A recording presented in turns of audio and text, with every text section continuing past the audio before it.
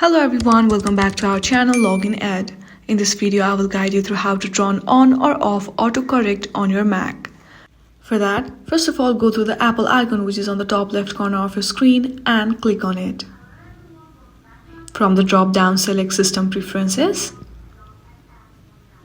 When your System Preferences is opened, there you will see Keyboard option. Click on it. Now, on the top you will see 5 options, that is keyboard, text, shortcuts, input sources and dictations. Among them choose text.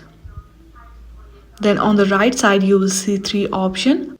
On the top you will see correct spelling automatically option. If you want to turn it off, then simply unselect that option. And if you want to turn it back on, then simply select that button. And that was it. I hope this video was helpful. If you like this video, then please do not forget to like and subscribe to our channel. Thank you for watching.